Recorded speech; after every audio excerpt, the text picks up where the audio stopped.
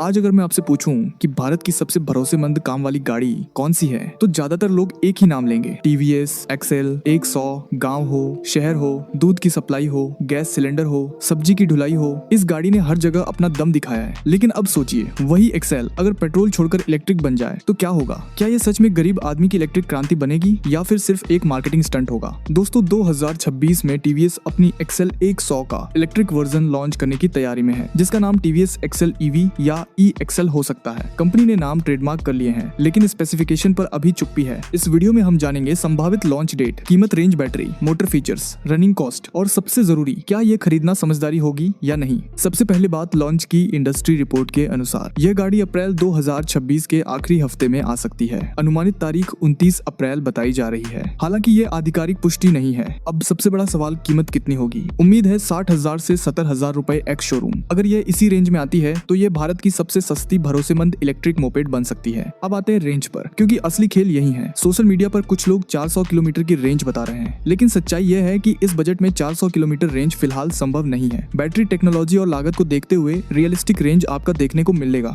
80 से 110 किलोमीटर हो सकती है। अब आप सोच रहे होंगे, क्या 100 किलोमीटर काफी है? अगर आपका डेली यूज 30 से 50 किलोमीटर है तो ये बिल्कुल पर्याप्त है, खासकर डिलीवरी बॉय, दूध सप्लायर और छोटे व्यापारियों के लिए। बैटरी की बात करें तो इसमें 2 से 2.5 किलोवाट आवर की लिथियम आयन बैटरी मिलने की उम्मीद है। ये फिक्स्ड भी हो सकती है और स्वैपेबल विकल्प भी मिल सकता है। अगर स्वैपेबल आता है तो चार्जिंग की टेंशन लगभग खत्म हुआ। चार्जिंग टाइम लगभग 4 से 5 घंटे हो सकता है। नॉर्मल चार्जर से फास्ट चार्जिंग की संभावना कम है, क्योंकि ये बजट सेगमेंट है। अब डिजाइन पर आते हैं। अच्छी बात यह है कि ये अपनी आइकॉनिक स्टेप थ्रू डिजाइन को बरकरार रख सकती है। बड़ा फ्लोर बोर्ड, मजबूत फ्रेम और लगभग 150 किलो तक लोड कैपेसिटी, यानी काम वाली गाड़ी का असली डीएनए बरकरार। मोटर की बात करें तो इसमें BLDC हाफ मोटर मिल सकती है, जो कम मेंटेनेंस और स्मूथ परफॉर्मेंस देती है। कोई गियर नहीं, कोई क्लच नहीं, सिर्फ एक्सीलरेटर और ब्रेक। अब फीचर्स क्या मिलेंगे? ये कोई हाई फाई स्कूटर नहीं होगा, इसलिए सिंपल और काम के फीचर्स मिल सकते हैं, जैसे रीजेनरेटिव ब्रेकिंग, जिससे थोड़ी बैटरी रिकवर होगी, USB चार्जिंग पोर्ट, मोबाइल के लिए डिजिटल और एनालॉग मिक्स मीटर और LED DRL, ताकि लुक आगे बढ़े बाद आगे बढ़े, थोड़ा मॉडर्न लगे। अब सबसे महत्वपूर्ण हिस्सा, रनिंग कॉस्ट। पेट्रोल एक्सेल लगभग 2 से 2.5 रुपए प्रति किलोमीटर का खर्च देती है, जबकि इलेक्ट्रिक वर्जन करीब 20 से 30 पैसे प्रति किलोमीटर में चल सकता है। मान लीजिए आप रोज 40 किलोमीटर चलाते हैं तो महीने में लगभग 1200 किलोमीटर होंगे। पेट्रोल में खर्च करीब 2500 से 3000 रुपए तक जा सकता है, जबकि इलेक्ट्रिक में लगभग 300 से 400 रुपए, यानी सीधी हजारों की बचत कर बाहर आता है। मेंटेनेंस भी कम, ना इंजन ऑयल, ना फिल्टर, ना क्लच प्लेट। अब मुकाबला किससे होगा? सबसे बड़ा राइवल है काइनेटिक ग्रीन ई लूना, जो फिलहाल इलेक्ट्रिक मोपेड सेगमेंट में मजबूत है, लेकिन टीवीएस की ब्रांड वैल्यू और सर्विस नेटवर्क इसे बढ़त दे सकते हैं। अब बड़ा सवाल, क्या ये खरीदनी चाहिए? अगर आपकी जरूरत रोजमर्रा का काम है, भारी लोड ढोना है, कम खर्च चाहिए और ज्यादा स्पीड नहीं चाहिए, तो ये एक समझदारी भरा विकल्प हो सकता है। लेकिन अगर आप लंबी रेंज और हाई स्पीड चाहते हैं तो आपको प्रीमियम इलेक्ट्रिक स्कूटर की तरफ देखना होगा। अंत में एक जरूरी बात, जब तक कंपनी आधिकारिक स्पेसिफिकेशन जारी नहीं करती तब तक 400 किलोमीटर जैसी अफवाहों से दूर रहें। अगर ये गाड़ी सही कीमत और सही रेंज के साथ आती है तो 2026 में ये गाँव और छोटे शहरों में इलेक्ट्रिक क्रांति ला सकती है। अब आप बताइए, अगर इसकी कीमत 65,000 और रेंज 100 किलोमीटर हो तो क्या आप पेट्रोल छोड़कर इलेक्ट्रिक लेंगे?